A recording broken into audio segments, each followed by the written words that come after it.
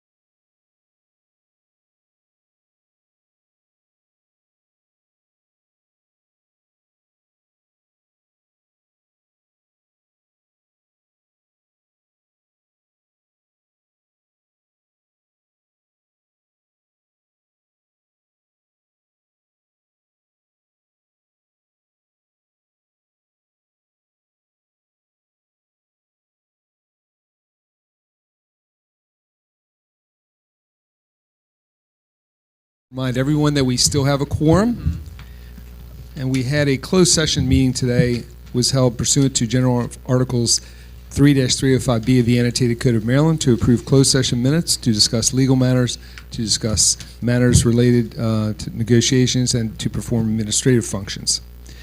Today, Pastor Mary Boyd is here to give our invocation, and please remain standing for the Pledge of Allegiance. Pastor Boyd.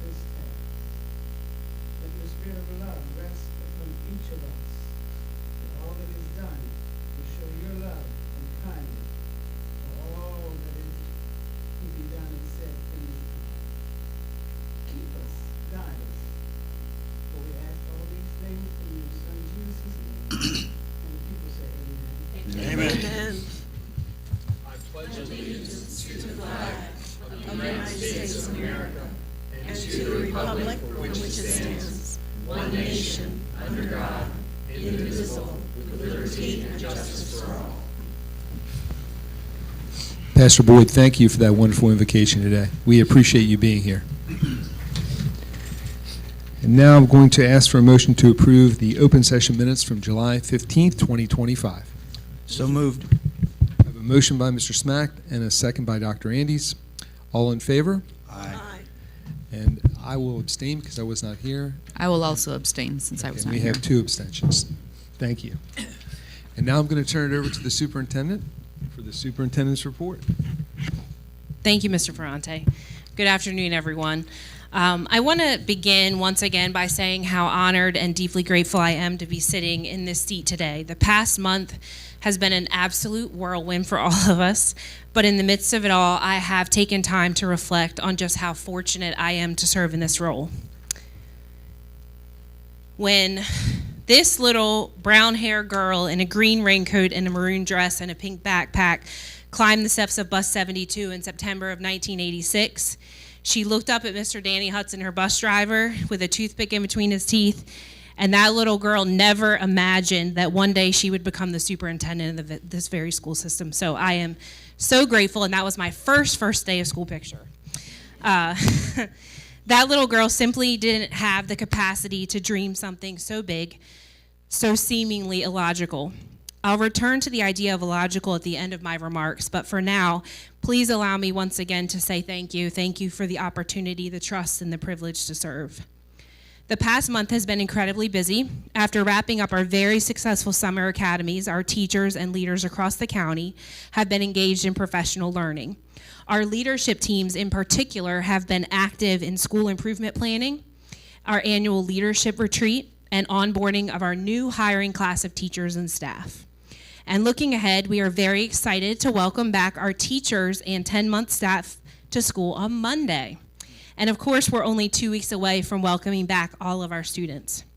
I'd also like to bring the board up to speed on the progress of my 100-day entry plan that I presented.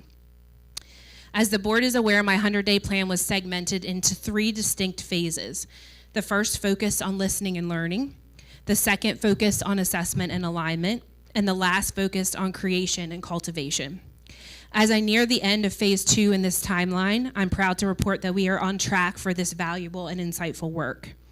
To date, I have conducted or scheduled meetings with several stakeholder groups, including yourselves, other elected and government officials, school and central office leaders, our association's leadership, and many more. These listening sessions have been invaluable to build my understanding of the various needs of these groups as it pertains to our school system.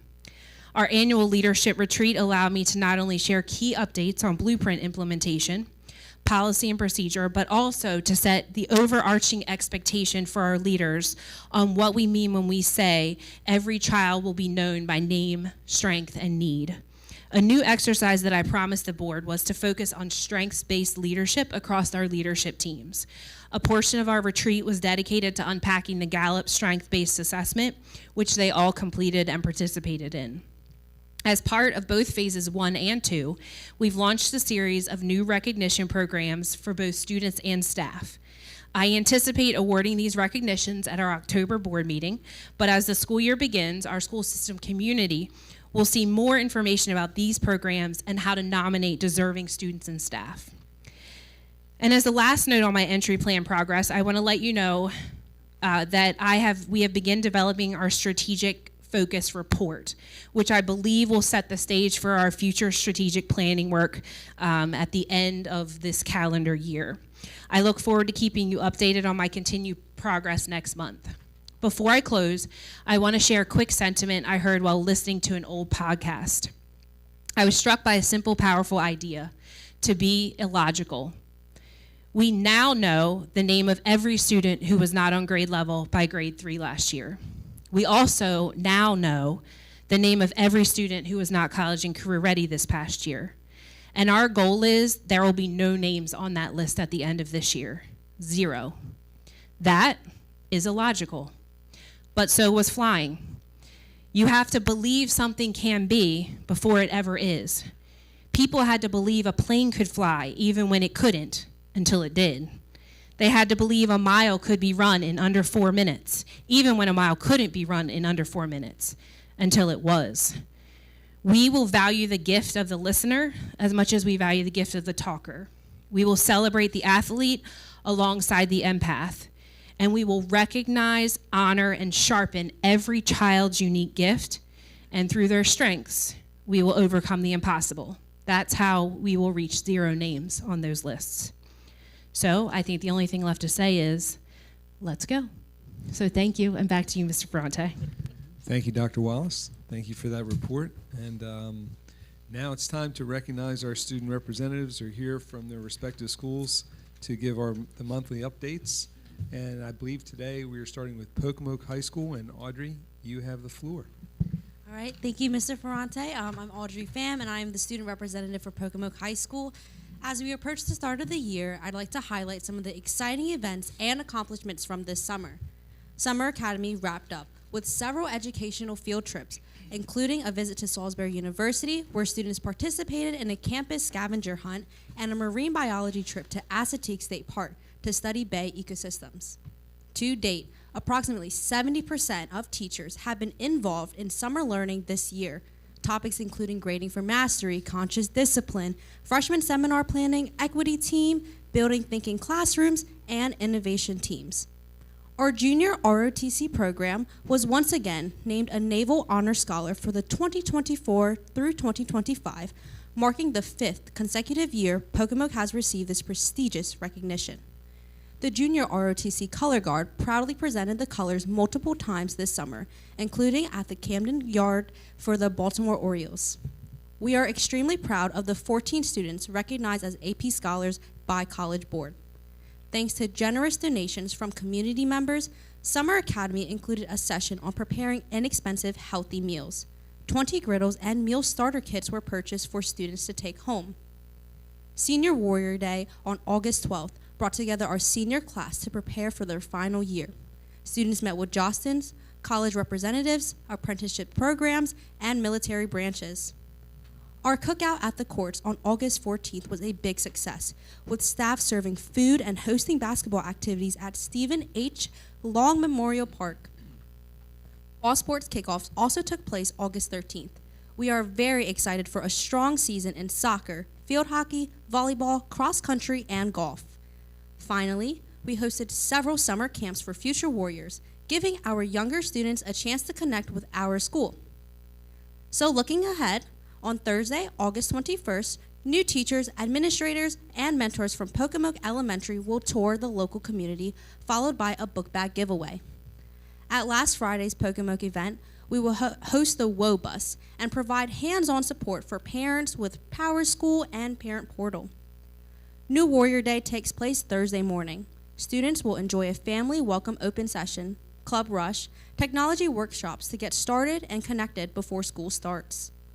That same evening, Community Tribe Time will run from 4 to 6 p.m., featuring free haircuts, foods, and resources to help families prepare for the school year.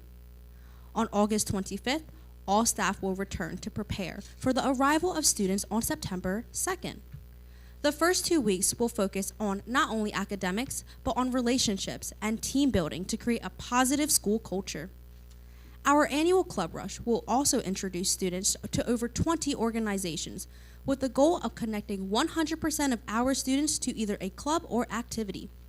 Tribe inductions will be held at our pep rally on September 12th, welcoming new students and staff into 1 out of 4 community building tribes. It has been a very busy and exciting summer at Pocomoke High School, and we look forward to a strong start to the 2025-2026 school year. And now, Worcester Technical High School, the summer has been just as productive. Worcester Tech hosted the School Safety Conference and School Improvement Meetings, and also the new teacher orientations. FFA members competed at the 97th State Convention in Garrett County. Haley Renshaw and Marion Atkins earned their Maryland State FFA degrees for their SAE projects. Over 20 students completed at the Skills USA National Conference-ship in Atlanta, with 6 individuals groups placing in the top 10. Congratulations to Victor Rohr and Lydia Beagle, who won bronze medals in mobile robotics. Our STEM camp welcomed over 100 students this year. Special thanks to the county commissioners, Marilyn Kosobay, Tamaria Mills, and local partners for their support. We are also excited to showcase our community garden, featuring landscape beds with native plants, pollinator fields, and even a corn maze, made possible through grants and community partnerships. We look forward to welcoming students back on September 2nd, with open house scheduled for Thursday, August 28th from 1 to 3 p.m. On behalf of Worcester Technical School, we would also like to thank the Board of Education and Dr. Wallace executive team for their continued support of our schools and communities. And now I would like to turn it over to Cash Von Marsh, representing Snow Hill High.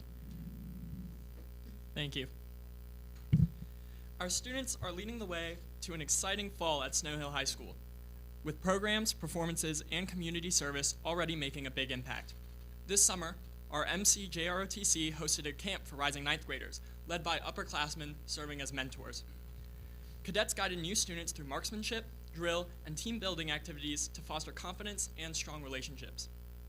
They also visited Fort McHenry, where students stood on the same grounds that inspired the Star-Spangled Banner, connecting classroom learning to real-life history. The Marine Corps JROTC proudly provided the color guard for the blessing of the Combines on August 2nd. Their summer will conclude with community service at the Iron Furnace 50 bike ride on August 23rd, where cadets will help ensure that events run smoothly. Just as our cadets are representing Snow Hill in the community, our student musicians are preparing for a busy season. Band camp is in full swing with strong participation, and students are working hard while making impressive progress. Already, they look sharp on the field and have half of their halftime performance memorized. All of the movements were written and arranged by seniors Alex Tingle and Sophia Anthis, reflecting their creativity and leadership within the band. Together, the group is building toward a season of performances that will showcase both their talent and their Eagle pride. Carrying this momentum forward, we turn to our seniors. This Wednesday, Snow Hill will host Senior Soar Day, where seniors and their families will meet with counselors to review graduation requirements, important deadlines, and post-secondary planning. This event sets the tone for their final year, ensuring they begin focused and ready. Next Wednesday, August 27th, we will welcome all students back with our annual Big Bash. More than just a scheduled pickup, the Big Bash provides students with iPads, connects them with teachers, and helps everyone feel confident and prepared for the first day of school. The following evening, Thursday, August 28th, our newest students will be in the spotlight at Rising Eagle Freshman Orientation. Incoming 9th graders and their families will learn about Snow Hill High School, tour classrooms, and meet teachers. Peer mentors will guide them through the experience, creating a welcoming and smooth transition into high school life. This summer, our students also had the opportunity to engage in a variety of meaningful learning experiences through our Summer Academy program. We offered targeted English and math support for incoming freshmen, driver's education, weightlifting sessions for fall athletes, 4-H sewing, an outdoor science academy, credit recovery courses, and extended school year services. Each of these sessions gave students valuable opportunities to grow academically, build school skills, and stay connected to school during the summer months. We are proud of the success of this year's program and grateful to staff who made it possible. Most importantly, we are excited to welcome all of our students back in just 2 short weeks to begin the new school year. Thank you. I'll pass it to Sophia with Decatur's report. I am Sophia Ferrante. I serve as the student representative for Stephen Decatur High School. Neither the heat nor the summer have slowed things down at Stephen Decatur High School. First, congratulations are in order to our 97 students who achieved the various levels of College Board Advanced Placement Scholar Awards. These distinctions are given to students who achieve passing and high scores on multiple advanced placement examinations. Looking back on July, we had a very successful summer academy that included the enrichment and academic programs of Trailblazing Technology and Adventurous Art, Freshman Academy and Mindful Management, SAT preparation, school links orientation, and academic support. Throughout the 5 weeks, students set short and long-term goals, developed personal mantras and resumes, produced numerous projects through iMovie, Clips, Pages, and Keynote, created fabulous pop art culture, inspired art pieces, read both informational and fictional texts, practiced math, basketball, and cornhole skills, made friends, and had a lot of fun. We had well over 80 participants, including National Honor Society and other volunteers. Our summer theater camp and various youth sports camps were also extremely successful. It was great welcoming our future Seahawks into our hallways and building their confidence on and off the stage, courts, and fields. Throughout the summer, our school counselors have been busy finalizing schedules. Teachers have been in and out of the building for professional development, PLCs, and school improvement planning. Our class advisors are planning elections for the beginning of the school year, and our multiple Honor Society organizations are collaborating on an exciting One School, One Community event this coming October. Meanwhile, we've had all hands on deck preparing for our building for the start of school. Looking forward, we have nearly 400 athletes working hard each day preparing for the fall sports season, and we have our talented musicians coming in for pre-season band camp. We are also excited to welcome our new staff members to our building. Members of the class of 2026 for senior portraits, SAT takers on August 23rd, and over 350 freshmen, along with their parents, family members, National Honor Society, and NJROTC volunteers during our annual Freshman Seahawk Day prior to the official start of school.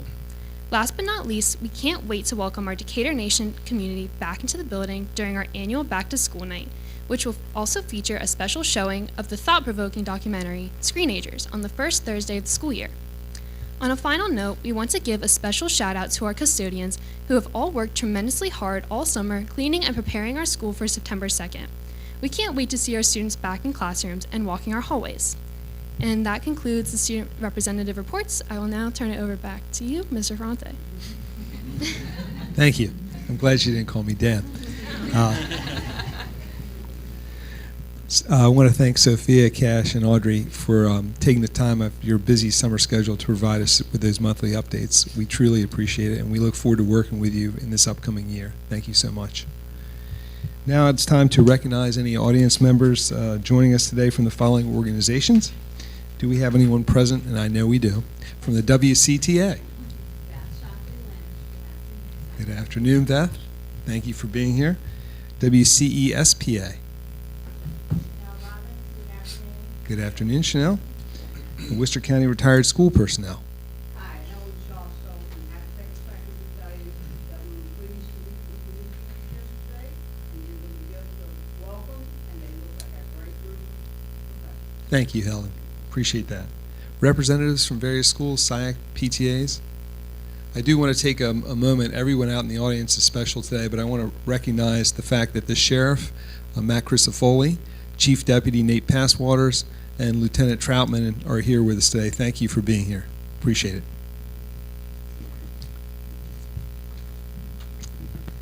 And now, all individuals who have signed up to address the Worcester County Board of Education may do so for 1 or 2 minutes regarding information Commendations or concerns which may need future board attention. Concerns that are specific to an individual will not be discussed in open session and should be directed to appropriate district personnel for investigation.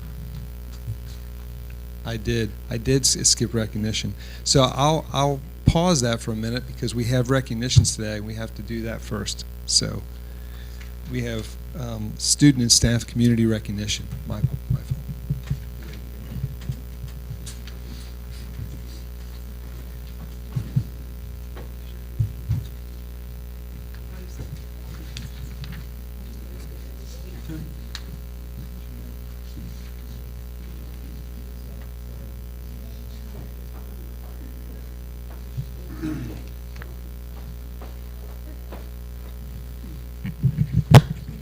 Good afternoon again. So we have Amanda Haley, who's here from the United Way, and she has some recognitions that she is going to do, and she'll probably make a big announcement on how much money we raised last year. So yes, we'll do a drum roll for her. Thank you, Dr. Wallace. Thank you, everyone. Thank you for having United Way in today. Hi, Vince. Hi, everybody. Before I get rolling on you all wonderful people, I just want to take a moment and say hi to Miss Helen from Worcester Retired Teachers. So this is a very underwhelming, unexcited blank check. Please don't pay attention to this because we will digitally insert how much Worcester County Public Schools raised. Do y'all know how much you raised?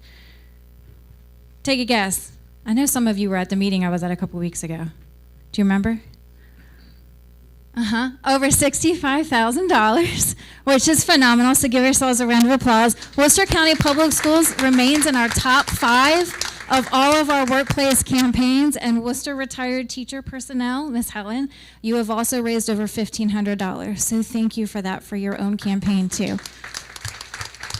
Ryan and I attended your A&S meeting a few weeks ago, and I don't think I can emphasize enough how much we appreciate the partnership and relationship with you all. The investment that you make in your students, in your families, for other community resources, and for your local United Way remains tantamount to a demonstration of leadership and commitment to community. So thank you for everything that you do every day. I hope you all have a wonderful beginning of your school year. I'm amazed to hear all the awesome things that are happening in your school. So thank you for all that you do. I do have some thank you certificates here that I know we want to have people come up. So, and then we'll take a picture in front of this blank check, but I promise we'll digitally insert the information. Thank you, Amanda. Yes, we had another great year, as Amanda said, and what I'm going to do is call each school up and announce the money that was raised at their school. If you'll come up and get your recognition and then stand up here with Mr. Fronte and Dr. Wallace, we'll get a group picture when everybody's been called up, okay? I don't think every principal could make it today. They're getting ready to open schools in just a few weeks, but the ones that are here, please come up. Cedar Chapel Special School, $1,325.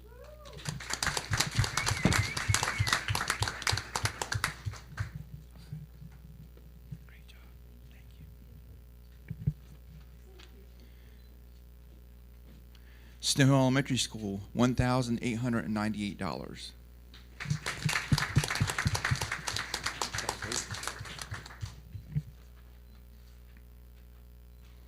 Pocomoke High School, $2,500.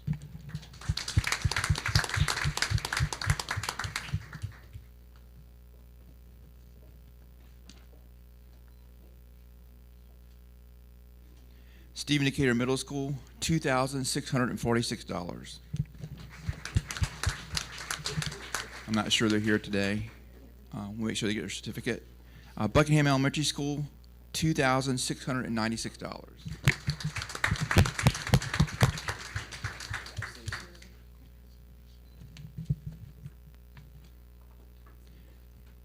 Pocomoke Elementary School, $3,050.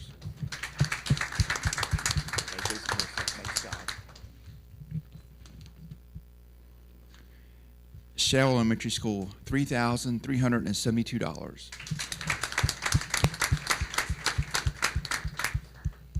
Good job, Ryan. Great job. Snow Hill Middle School, $3,620.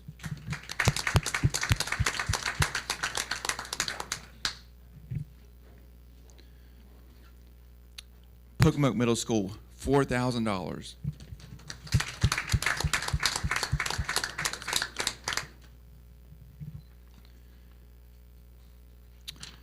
Worcester Technical High School, $4,263.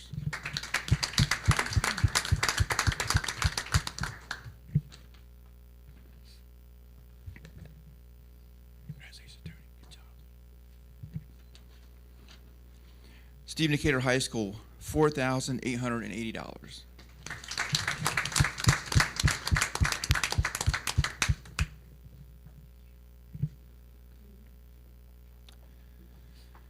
Berlin Intermediate School, $5,890.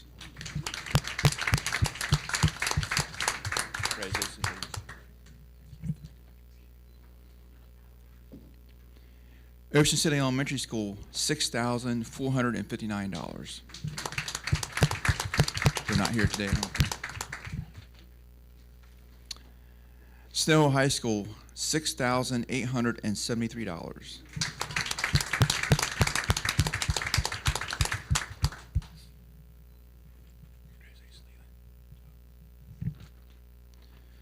And last but not least, the central office staff, $10,120.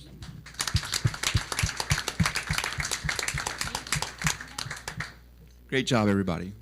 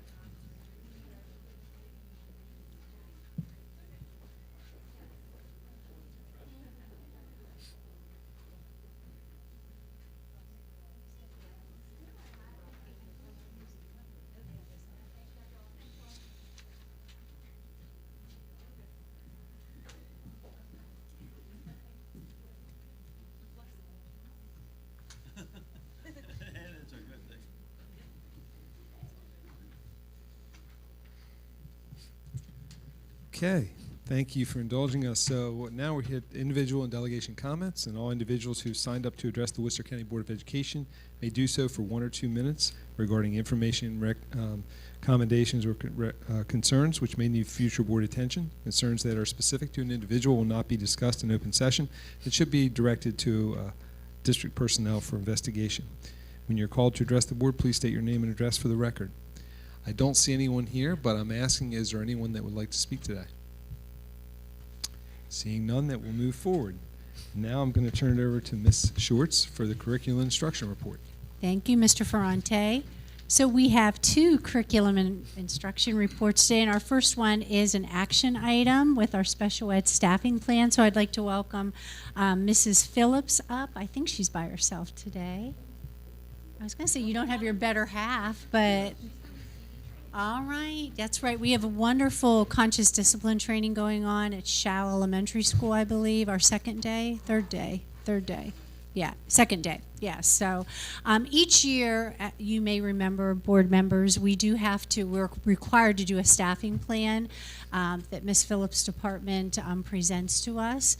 So at the end of her presentation, we will be asking for your approval. So thank you, Ms. Phillips, for preparing this for us. It's a very long plan that she prepares.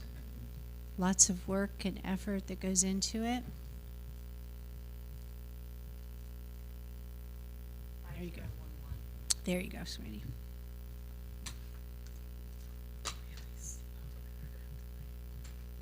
Oh.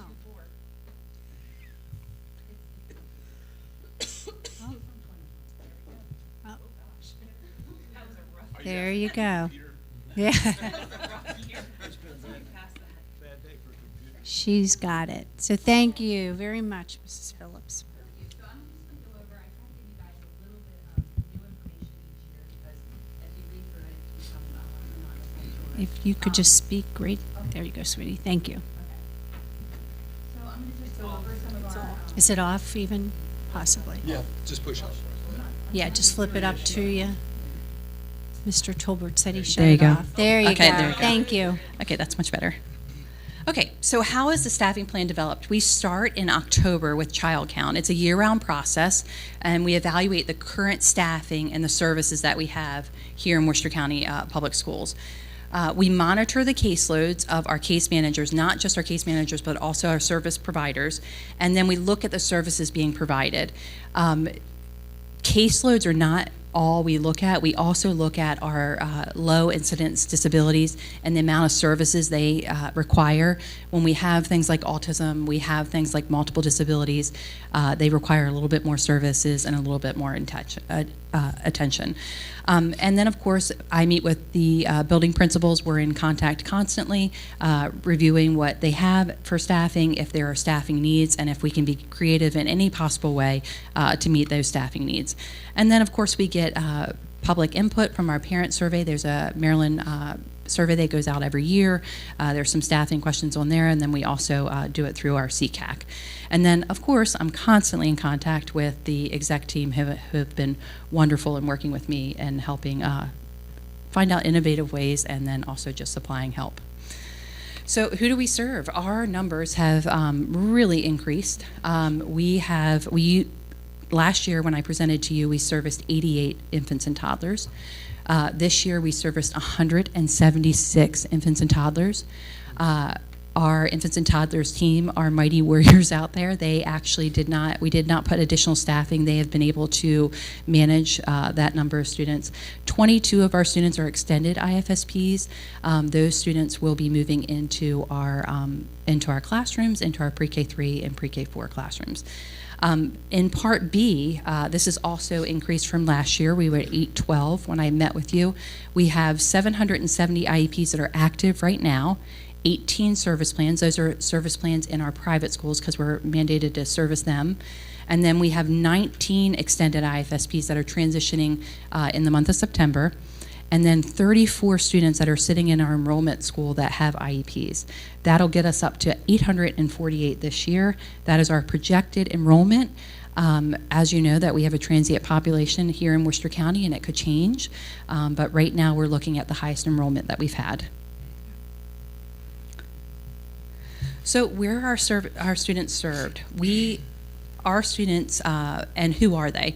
The primary disabilities that we have are the most of are the same with the state. About 12% of our students in Worcester County Public Schools are students with disabilities.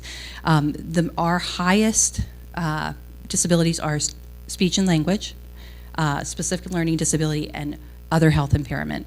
That is the same in the nation, and that is the same in Maryland. We are exactly the same as Maryland. They're at about 12% right now, students with disabilities, and so is Worcester County. So, a little bit by grade level.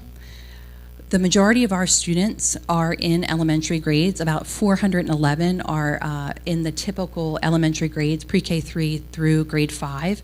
Then you have about 165 in those middle school years, 6, 7, 8, and then about 219 in the high school, and then of course our 18 to 21 program. You will see on the next slide that actually we go down in enrollment for students with disabilities in our high schools, but that is great for us because that means interventions and things have been put in place. They don't need those services anymore, and they're on their way, which is fantastic. Here you can see our high schools and have the lowest percentage of disabilities. We typically are around 12%. You can see some of the schools are a little bit higher, some of the schools are a little bit lower, but all stay within that range of that 12%. Where do we service our students? We service them throughout a continuum of services. They can be served, students with disabilities can be served in a general education class where the general education teacher is the primary provider of those services. They can also receive services in a full inclusion class where a teacher and a special educator will provide services. Those students are normally receiving services 80% or more of the time in the general education classroom. Then we have pull-out services. And those pull-out services are normally, when a child has services, 40 to 79% of the time in the general education area. And then, of course, we have Cedar Chapel, separate public day school, and then we also have, if we have to have a child that goes out to residential, last ditch effort, they'll go out. And then they also have to get all of these related services, and all of the related services on the bottom of this page, all of those that were required by IDEA to provide students if they qualify for those services. We are number 3 in the state for inclusion. With number 1, I'm looking at Dr. Wallace, with number 1 being only 2% away from us. So we are very close, and we have improved 2% over the past 2 years, improved our inclusion 2%, with 86% of our students receiving all of their services in 80% or more. You can see that the private residential facility, we only have 1 student in Worcester County in the most restrictive environment. We are a very inclusive school system, which takes a lot, and I thank you guys for approving everything and really supporting us, but it's where our students belong.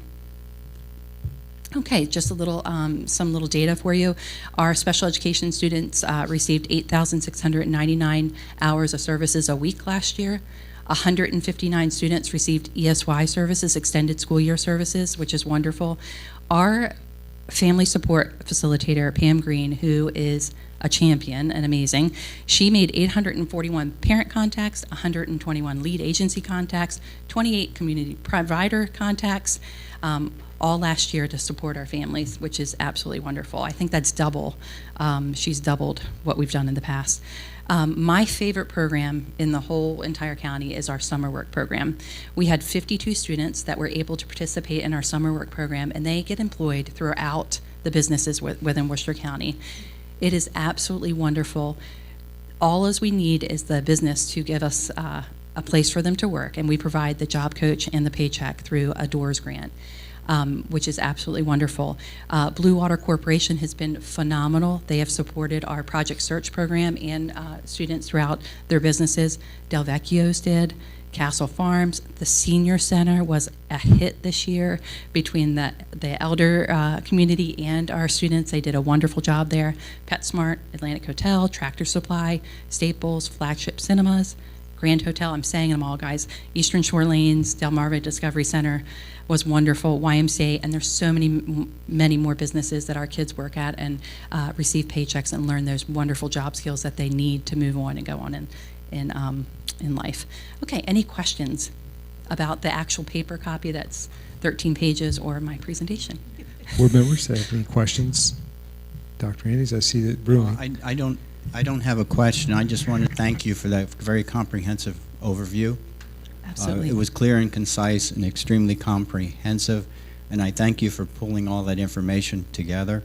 I also want to thank and commend all of our teachers who work with our students who are living with disabilities and the challenges that they face every day.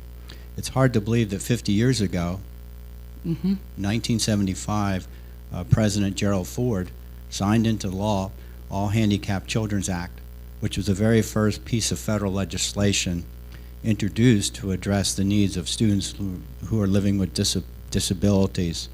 And over those 50 years, we've made some significant gains. I can remember when I first started teaching in 1975, there was a resource room model in which students with special needs spent the entire day in a resource room and never had an opportunity to spend time with individuals of the chronological peers. In other words, they arrived to school, went to a room and stayed there the entire day, except at some point in time they had lunch. And we've moved from that model 50 years ago to the model that Ms. Phillips described today, which is to move towards inclusion as much as possible and appropriate for that individual child. So in terms of public education over those 50 years, and I've witnessed all 50 years, we're moving in the right direction. We are. And I commend the special education leadership and all of the teachers, the special education teachers who work in our classrooms, the building level leaders. And most importantly, I want to thank all those individuals who do one-on-ones. We have many students, because of their need, require an individual to do a one-on-one educational assistant. And those individuals who do those one-on-ones are truly fabulous people who work, in some cases, with some students who have some learning challenges, who require a tremendous amount of patience and love. And they put patience and love first to make sure that student has access to the regular curriculum, has access to the teachers that they need, the classroom that they need, and most importantly, learning. So 50 years, we've come a long way. We still have some distance to go, but I want to thank you and your entire leadership team for moving us forward and providing leadership in the area of special education. So thank you. Dr. Andes, one of our students is actually a professor at one of the local universities. I'm not going to say his name because I'm not sure if he would like us to do it, me to say it, but if he didn't have the opportunities that he had here in Worcester County Public Schools, I don't know that he would be in that position now. So full inclusion changes children's lives, and it gives them access to life, not just in school, but outside of school. So it is extremely important that we continue. So, anyone else have any comments? Ms. Phillips, I just want to say thank you on behalf of the board. The work that we've done here and that you've done with your staff has been phenomenal. A lot of people don't realize that we have the only special school on the Eastern Shore here, and the work that's done over there is tremendous. If you've ever had a bad day, as Mr. Taylor used to say, go over there and spend the day, and you'll realize how lucky you are. But what you've been able to accomplish here locally has been phenomenal, and we appreciate it. So thank you so much. Okay. Ms. Schwartz, back to you. Yes, I just want to say that the superintendent recommends approval then of the 25-26 special education staffing plan. Okay. I need a motion and a second to approve the 2025 special education staffing plan. So moved. Motion by Ms. McComas. Second. A second by Mr. Buchanan. All in favor? Aye. Any opposed? Thank you, Ms. Phillips. Thank you, Ms. Phillips. Excellent job. Thank you so much. Ms. Schwartz, I'm going to stay with you. Yes, you are. So our next presentation is from Mrs. Hamborski, Cassie Hamborski. She's our literacy coordinator for grades K to grades 12, and she's going to give you a small glimpse into a very comprehensive plan that is aligned with the blueprint. It is the pre-K, or they call it pre-K to grade 3 literacy policy. We are currently working on the 4 to 12. Literacy policy, but literacy is so complex that as part of the blueprint, they chunked it this way, and there are quite a bit of recommendations in the plan for the local school systems, and Mrs. Hamborski is going to unpack some of these with you today, including a change to our promotion retention policy that will not happen for a few more years, but we just want to give you a glimpse into some of the impacts of the literacy policy through the blueprint. So Cassidy does an exceptional job with our literacy program from grades K to 5, and she has done a great job assembling a team to put together our literacy policy, and we're happy to have her present a small piece of it today, or some highlights of it today. So thank you, Cassidy. Thank you, and good afternoon. Good afternoon. I'm going to start with our literacy mission and vision for pre-K to grade 12. This was developed in partnership with a large group of stakeholders when we were crafting in 23-24 our comprehensive literacy plan, and it is what drives all of our decisions as we think about what we're doing moving forward with instruction, teacher professional learning, instructional materials, and so on.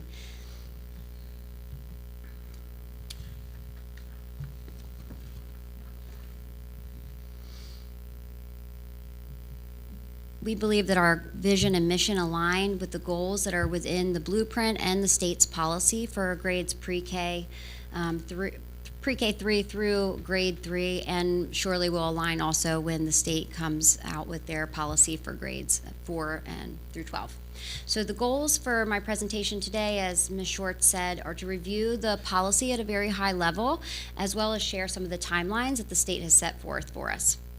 So the Maryland's comprehensive literacy policy is sort of bucketed into 4 major components. And I'm going to go over each of these components and just give some some key ideas from each of them. So it's supports for teachers and policy, assessment and parent notification, instruction and intervention, and then retention and intervention as well.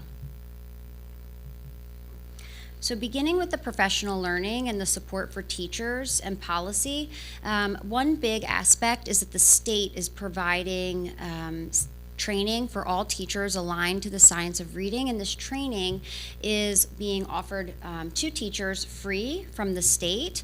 And each year we will be required to submit a report on September 15th, and that starts this year, letting the state know exactly the number of teachers that we've had in our county that have participated in that training. And they call it, there's a SUNY course, and it's asynchronous, and then there's an AIM course specifically for secondary teachers. At this time, they are targeting all teachers, general education teachers, special education teachers, teachers of multilingual learners, speech language pathologists, administrators, and paraprofessionals who might be interested in accessing that professional learning. And we will be reporting up through grade 3, personnel up through grade 3 at this time until they move forward with their plans for grades 4 and up. And this also aligns with the teacher licensure, where teachers that are entering the profession have to be trained in the science of reading, and the state is actively working with higher ed to support programs that are aligned with evidence-based practices in reading and in literacy. And so as of right now, we have had 196 of our Worcester County Public Schools employees enroll in the SUNY course or the AIM course as offered by the state, and 136 of them have completed this so far. And so we feel pretty proud of those numbers, and we look forward to having more teachers participate. We also have had over 60 teachers participate in the Orton Gillingham Plus. It's Bowman's Orton Gillingham Plus. It's a semester-long course of study, and it is something that the special education department under Wendy Phillips has offered to teachers cohorts each year. And it is it is one of the International Dyslexia Association's approved courses of study, which is like the gold standard. And so we are hoping that the state will move forward with approving additional courses from theirs, because once we have that, we'll have even more teachers that we will have had trained, because that has been a movement that we've been working on for a few years. Another area in the supports for teachers and policy is that the state's policy calls out the important role of literacy instructional coaches. And so in Worcester County, we do have a literacy coach at each of our elementary schools, and we have some traveling coaches, literacy coaches at the middle and at the high school level. And their plan for instruction and intervention includes high-quality literacy instruction through the training of teachers and building their capacity, as well as the adoption of high-quality instructional materials, as well as plus early identification, which really falls underneath of the Ready to Read Act, where we are screening students early in grades K through 3 and providing intervention. And from that, we will hopefully, and I believe in this, will have all students proficient readers by 3rd grade and ongoing. And in Worcester County specifically, all of our Tier 1 instruction, as the state has laid out, must be aligned to the science of reading, and all of our current programs are considered high-quality instructional materials, as stated by the state of Maryland, as well as aligned to the science of reading. And so in K-5, for our core literacy, we're using Wit and Wisdom, which covers comprehension, vocabulary, oral language development, fluency, and the craft of writing. We use the 100 book challenge in grades K-5, which depends, it's really like it's a meet you where you're at kind of program, where students are engaged in reading choice text. And it addresses all 5 pillars of literacy during that time, depending on where each reader is. In pre-K to grade 2, we use Wilson Foundations as Tier 1, and that's really a huge component of our structured literacy block, which encompasses phonemic awareness, phonics, fluency, transcription, and handwriting. And then we have a targeted instruction block as well, which addresses any of those components that students may need, with foundational skills always being prioritized for developing readers.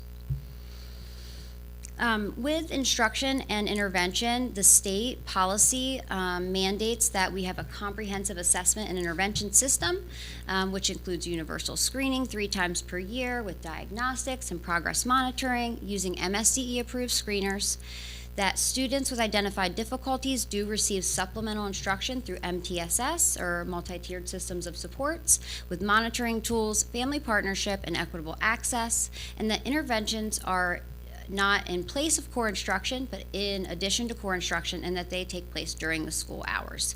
And in Worcester County, we're proud to say that many of those things, in fact, all of those things, we feel pretty confident that we are securely in place, with always room to grow, but we feel like we're really having a head start. Looking ahead for this school year, for Tier 1, according to the policy, the state of Maryland will be providing all LEAs with a list of approved screeners for the 26-27 implementation. Each district so far has been able to pick their screeners, and so the state is weighing in and deciding on the final list. For MTSS, they will be providing some comprehensive guidance and ongoing technical assistance with what they are calling a student reading improvement plan. Sometimes they call it a SRIP, but I don't love SRIP. So we'll go with the more mouthy one, Student Reading Improvement Plan. And the state shared that this is what this addendum will look like for MTSS technical support when we look forward to getting this, because we already have a very robust plan and procedures for our MTSS. And in order to be ahead of the game, our MTSS team has taken the state's student reading improvement plan and already merged the components that are required into our existing plan for success for students. We had most of the pieces. There were a few things we needed to add. But our elementary schools are going to move forward with using that this school year, so that way we work out all the kinks before it's absolutely required to be implemented in 26-27. So we feel very confident that we will be prepared with that. And a big part of the student reading improvement plan is related to the parent notification piece. And so family-friendly and transparent communication is a requirement within the policy.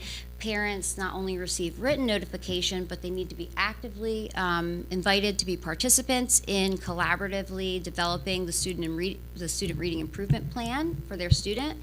And we think that's a great direction, because parents do need to be partners in their child's growth and be very aware when we feel like maybe their student is struggling in reading. Cassidy, can you just provide can you go back to that slide? Of course. Can you just provide clarity on how you would what would be your qualification? Why would we need to contact a parent specifically?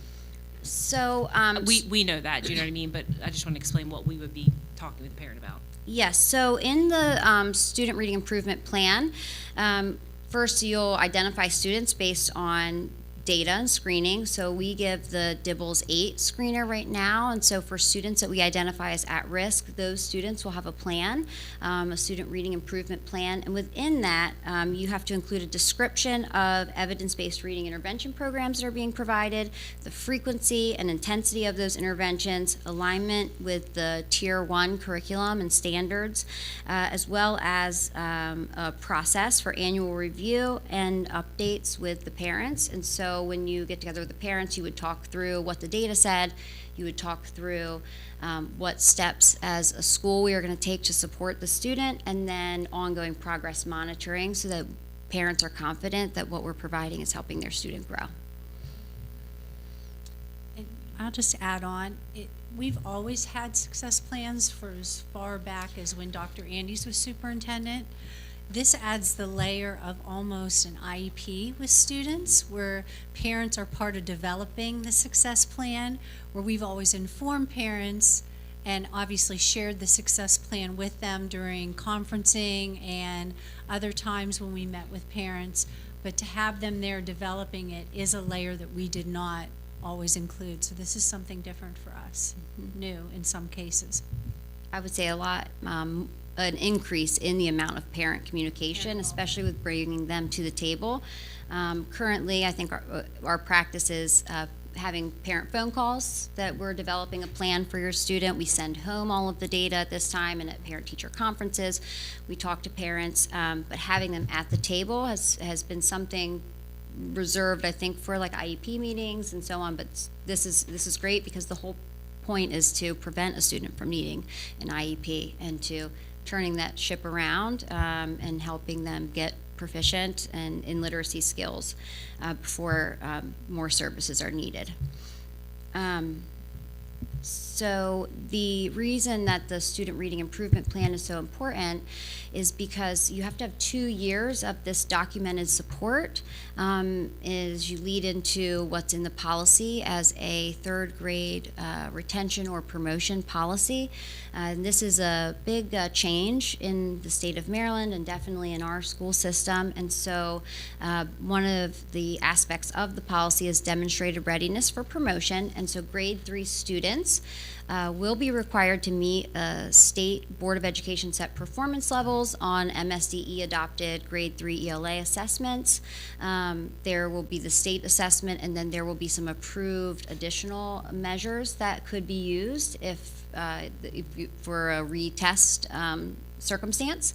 Retention will require parent consent and comes with robust procedural safeguards through good cause exemptions and other categories in which students might qualify for a good cause exemption to continue to be promoted if in fact they're not proficient at the end of grade 3.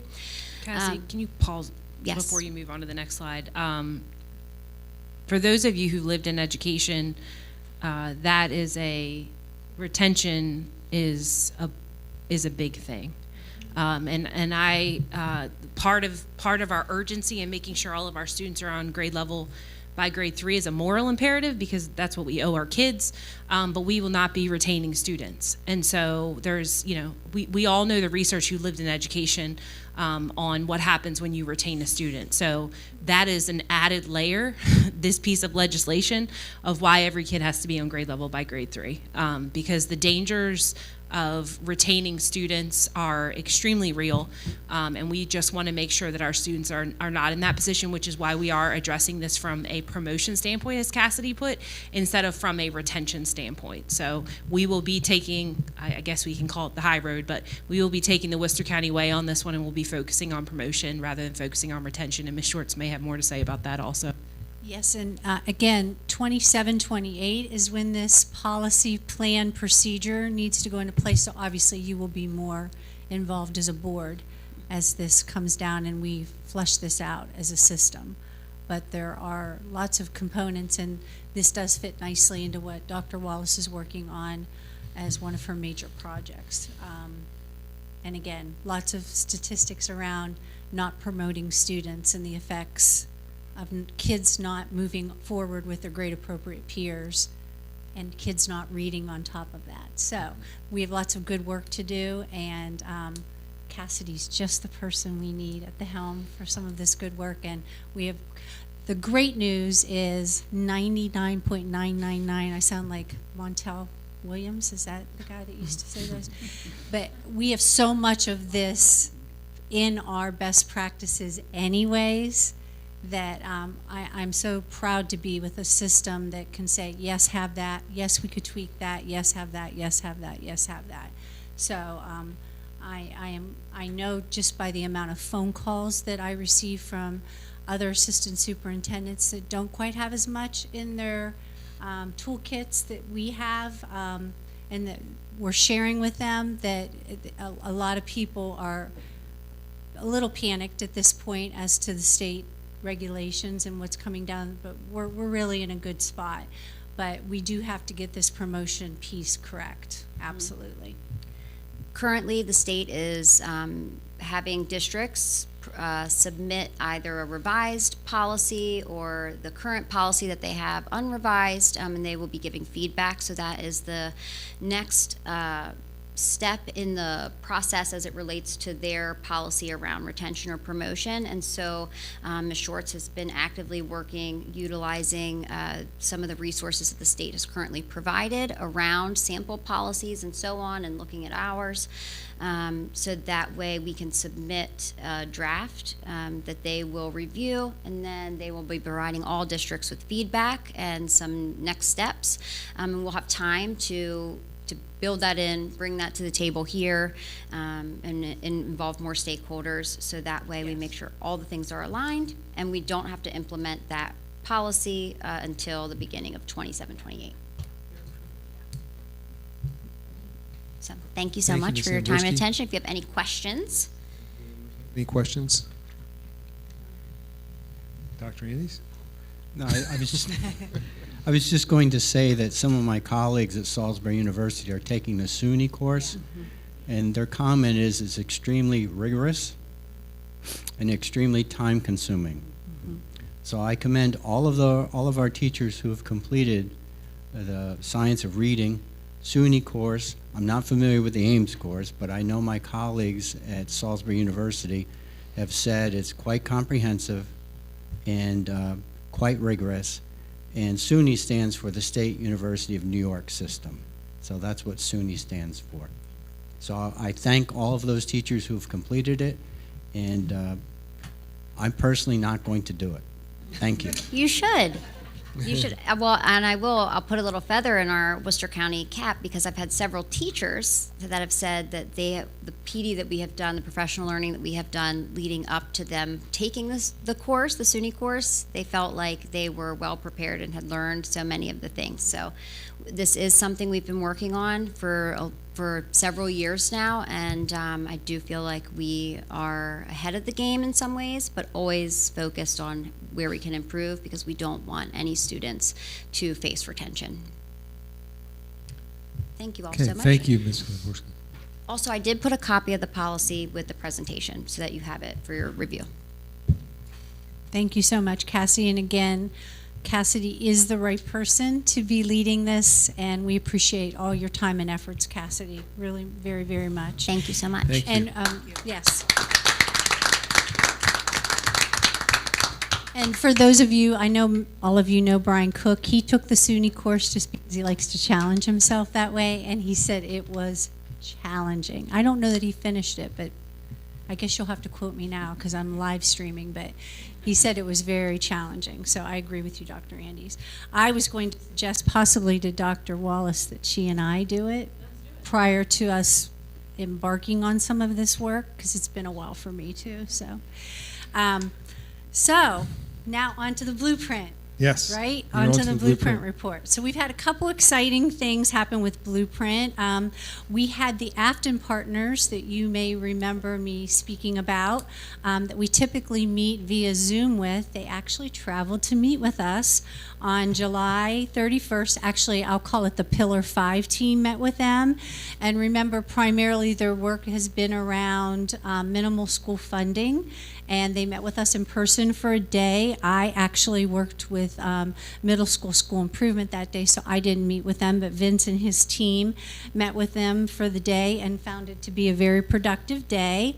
Again, minimal school funding is going to be in full effect by fiscal year 27, so school year 26, 27. So we're still working out the kinks around how schools are funded and how our funding categories are working, but we will continue to work with Afton through December. We did receive an extension that Dr. Wallace just signed off on through the AIB, that we'll continue to work with them through December 2025 on that. And I'm sure as we get closer, Mr. Tolbert will be sharing more around that and how we're doing with our minimal school funding. And if you ever have any questions, please see either of us. We'd be happy to sit down and talk about it in more detail with the board members.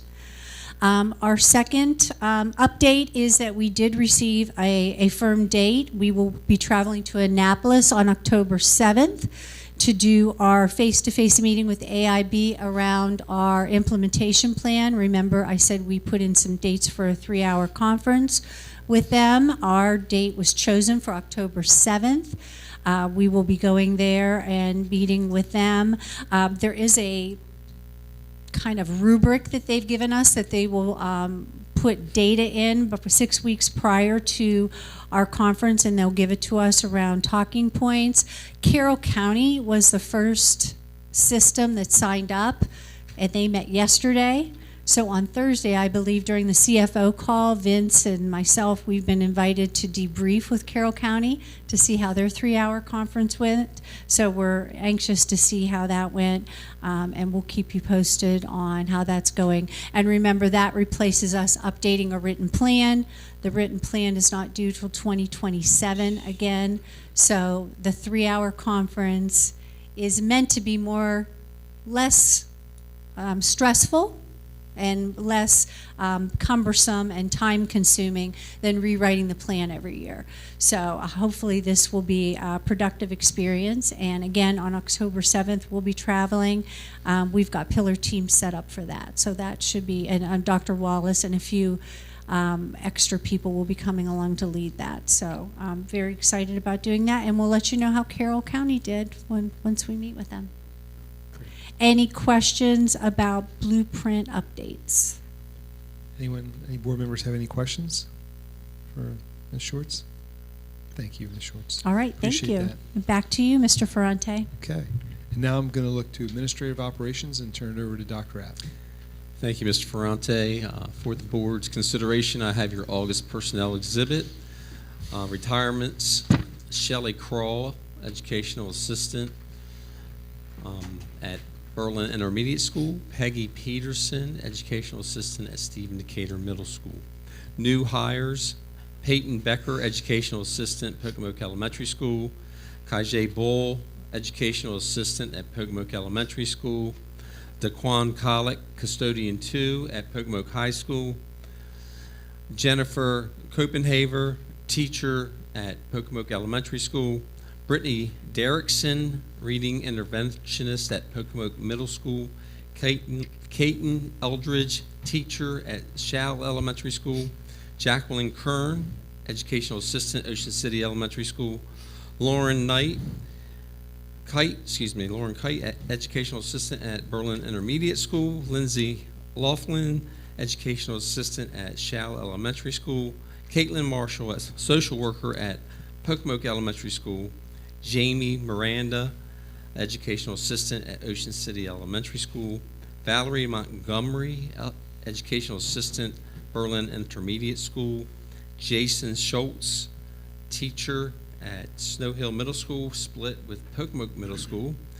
Emily Strickland, educational assistant at Stephen Decatur Middle School. Sydney Taylor, secretary, grade 6, 12 month at the central office. Alea White, educational assistant at Buckingham Elementary School. Separations this month, Shannon Collins, school nurse, Ocean City Elementary School. Danielle Dawson, educational assistant, Berlin Intermediate School. Megan Ford, teacher, Stephen Decatur Middle School. Stephanie Howard, educational assistant, Pocomoke Elementary School. Luke Hubbard, custodian 2, Pocomoke High School. Taylor Cominas, educational assistant, Ocean City Elementary School. Emily Newsom, secretary, grade 6, 12 month, central office.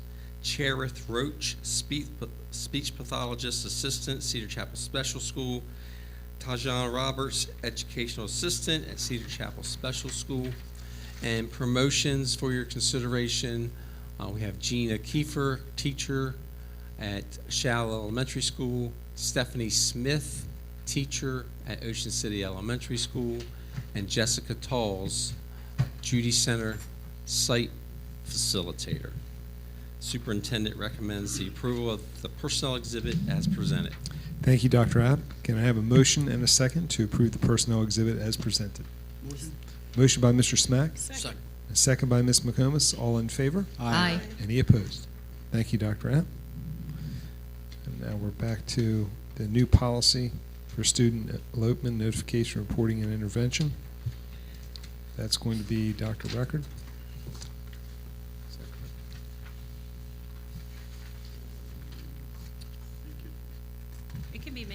Okay, I'm going to turn it over to Sure. Superintendent We have some new Wallace. requirements, so I'm going to ask Miss Wendy Phillips to come up, who will, I'm going to say soon be Dr. Phillips. I'll be introducing her soon as that. She said that's going to get her working on her stuff. And she's going to be presenting with the student elopement notification request, reporting, and intervention. That's a new requirement, I believe, from the state that we must have to handle some situation.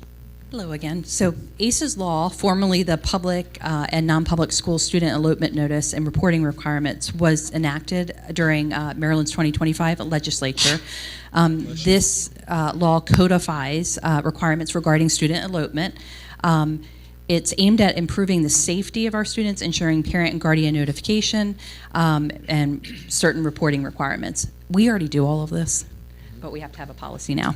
So basically the policy requires our schools to do notification the same day. It clarifies language for elopement. Elopement is if they leave the school property. Wandering is if they walk out of the classroom. So basically some specifics on language, and then the reporting of the number of elopements to central office. So eventually we will report that to MSDE, and then require some certain interventions for students with disabilities. All right, thank you for that explanation.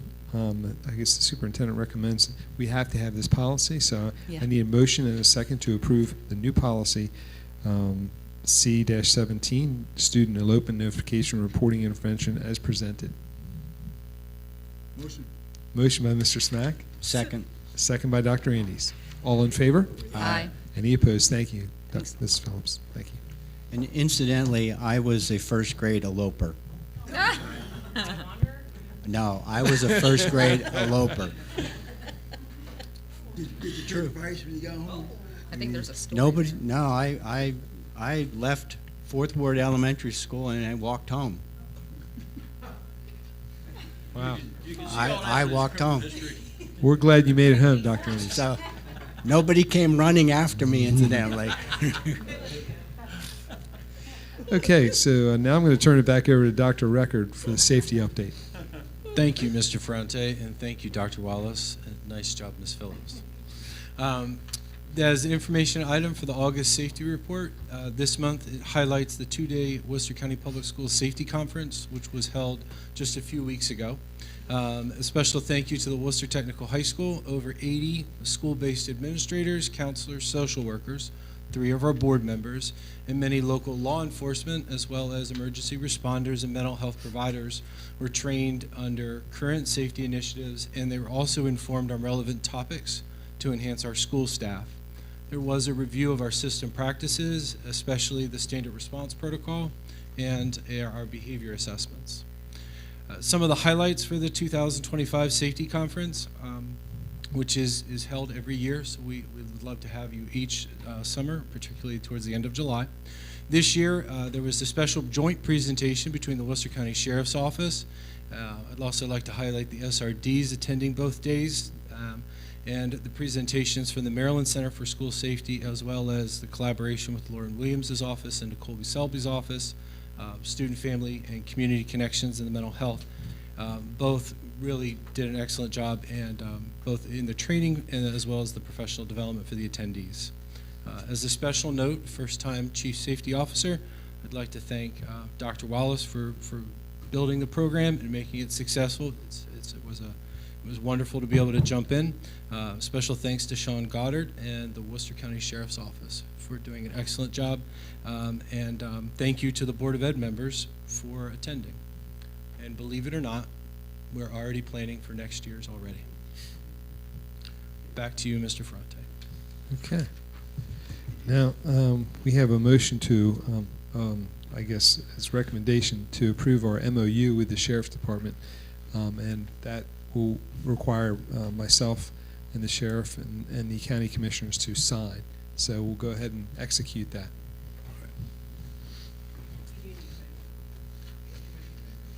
Before I do the vote, I will call for a motion to approve the School Resource Deputy Program MOU as presented. So moved.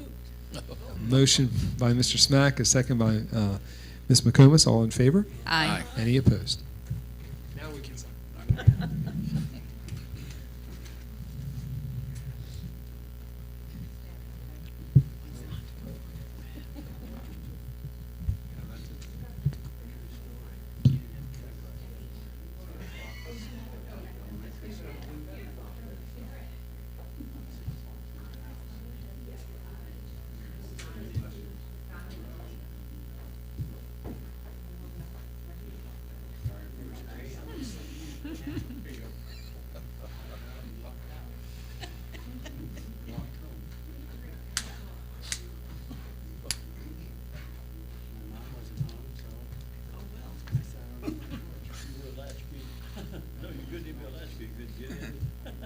Just a bad day. Well, Mr. Founder just moved, so.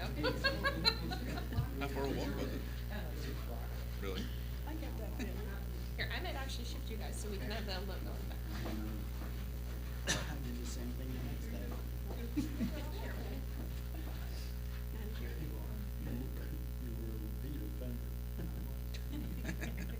My mom stepped in and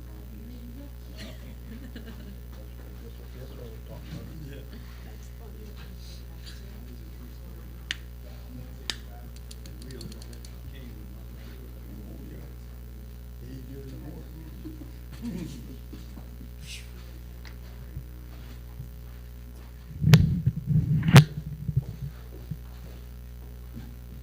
Sheriff, I just want to say on behalf of the Board of Education, it's been a great pleasure over the years to be able to work with your organization, and it's a great working relationship that we have with you and your resource officers, and we appreciate what you do for our school system, how you look after our kids, and we look forward to continued relationship with you and going forward.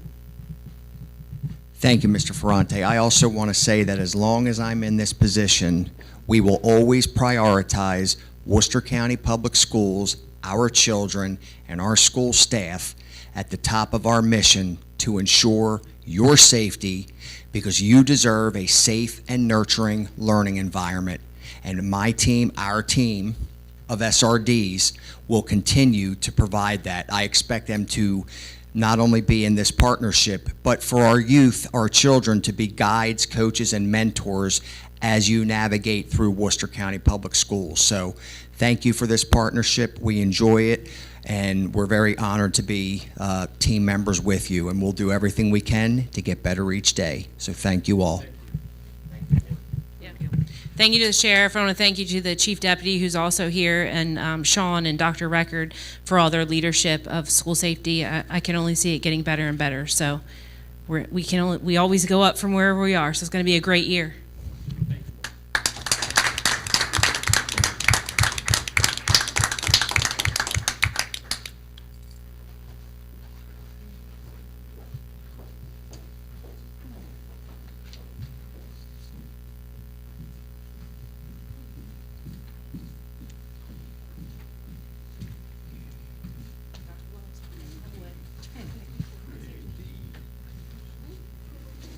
Okay, and now I'm going to turn it over to Physical Operations, Mr. Tolbert.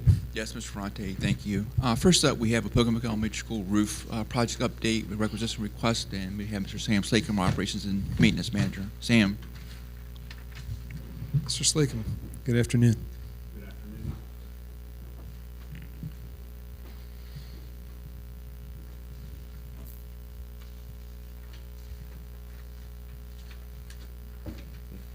Carrier, you on? Okay. Bear with me, I'm technology challenged on a good day.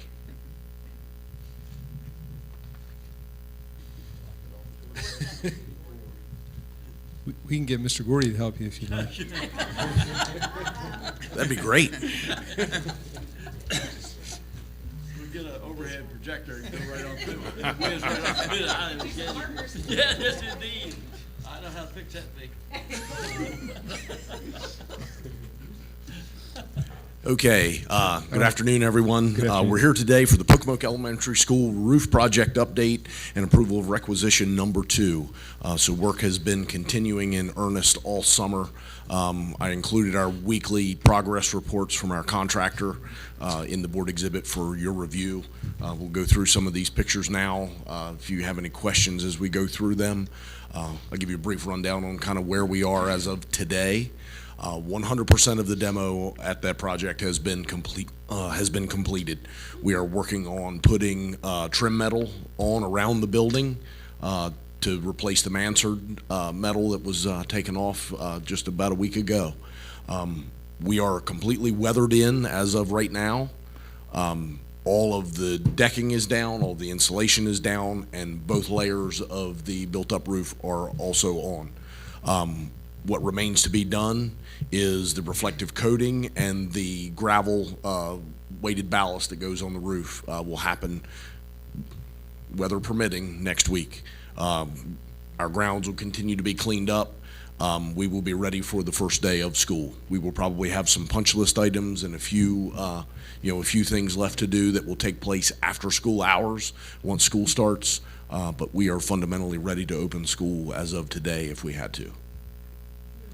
So finish going through the rest of these pictures here. This is just work that's happened over the summer. Lots of pictures of demo and our progress as it goes. Mr. Slocum, you're very happy with the contractor? We've been very happy with our contractor this summer. None of our past challenges from the last few years have been repeated. Great. Knock on wood. Awesome. So, Superintendent recommends. Without further ado, on behalf of the superintendent, we recommend approval of requisition number 2 to Garland DBS in the amount of $224,096.99. Thank you, Mr. Slocum. Can I have a motion and a second to approve the Pocomoke Elementary School roof replacement number 2 as presented to you? So moved. A motion by Dr. Andes. Second. And a second by Mr. Gordy. All in favor? Aye.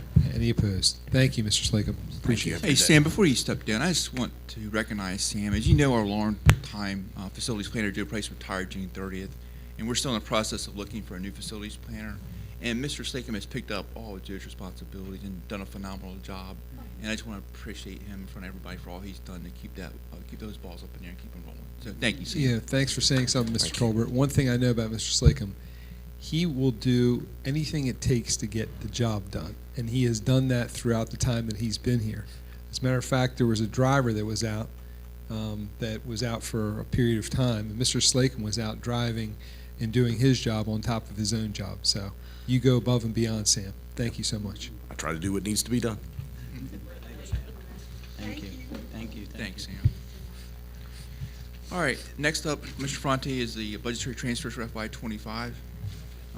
Each year at this time, as part of our year-end closeout process, I bring budgetary transfers to the board for their review and approval.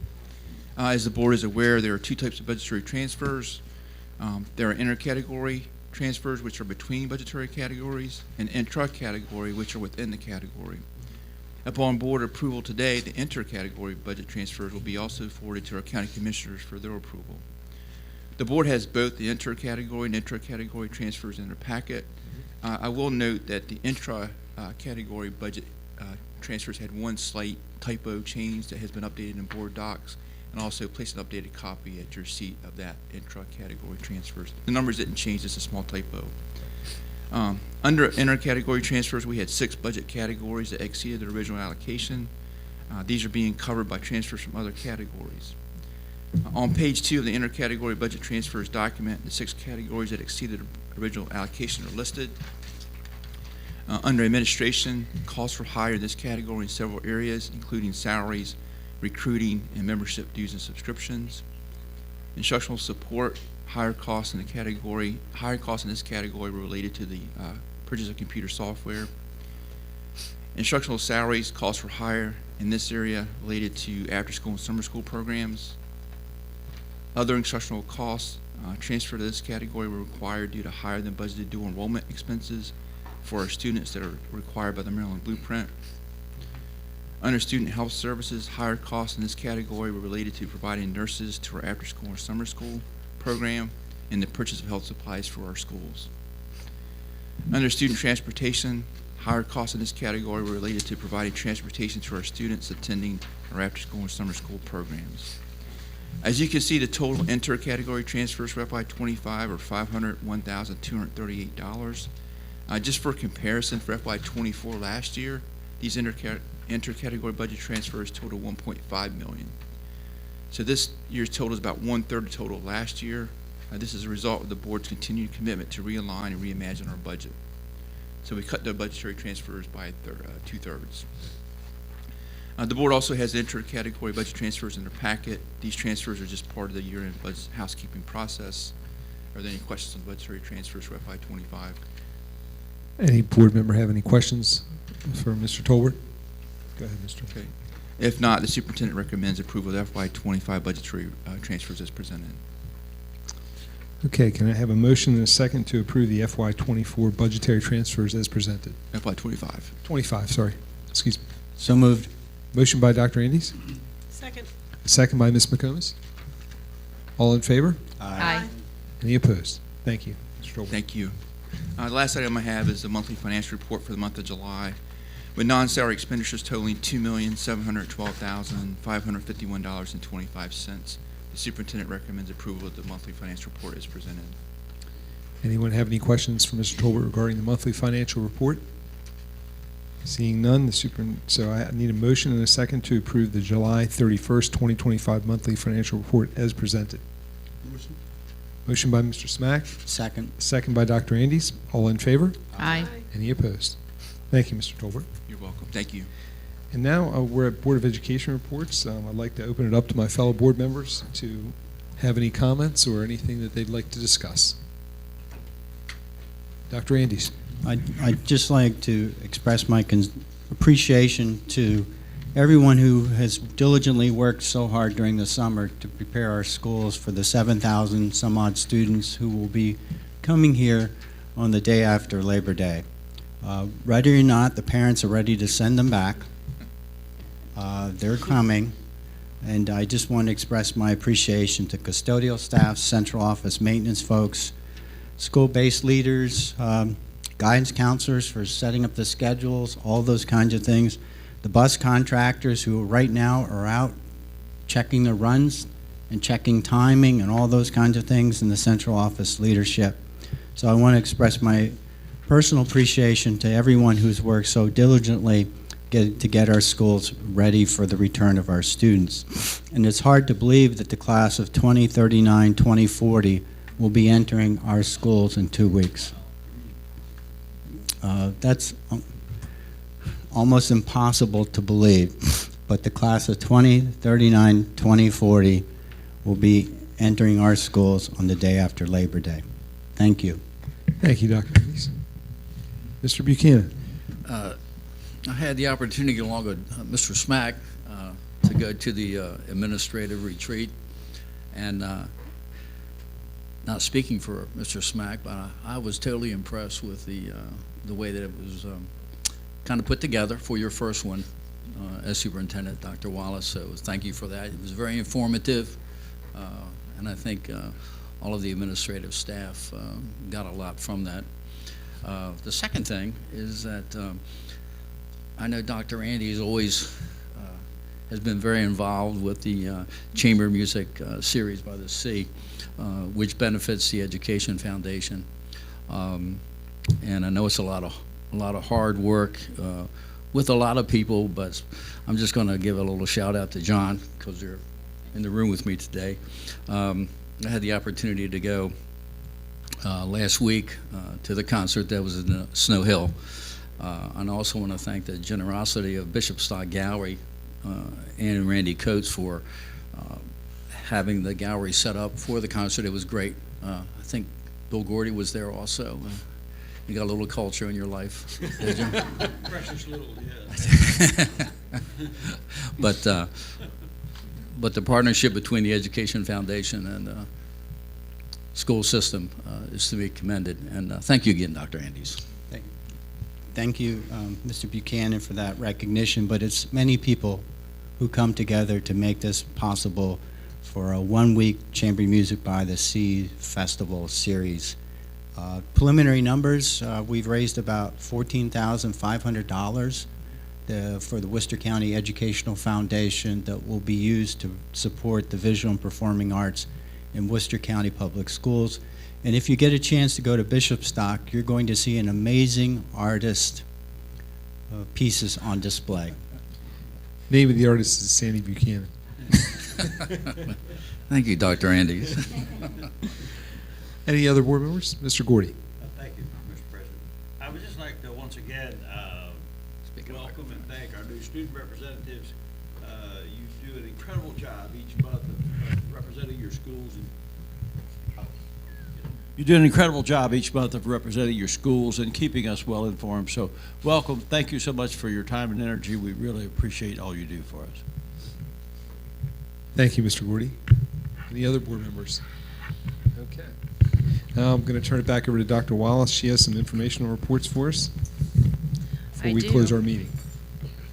I have just a couple of announcements to make, and they are dates that are well on the hearts and minds of our as Dr. Andy said, 7,000 students. I know 3 of them sitting at the end are just cannot wait for September 2nd. We cannot wait as well. We are so excited to welcome back all of our students on September 2nd, which does mean summer is almost over, so enjoy the last little bit to my friends at the end.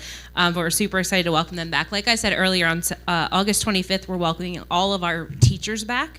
And September 1st, our schools and offices will be closed for Labor Day, just so that the community knows that. And then the first day of school will be on September 2nd, so we can't wait to see everyone there. And you may see some of the board members because they may join us for our visits to all of your schools. So we hope to see you on the first day of school on time. On time is late, so early is on time. Believe me, Dr. Wallace, my daughter loves it when I come into school on the first day of school. She has for years.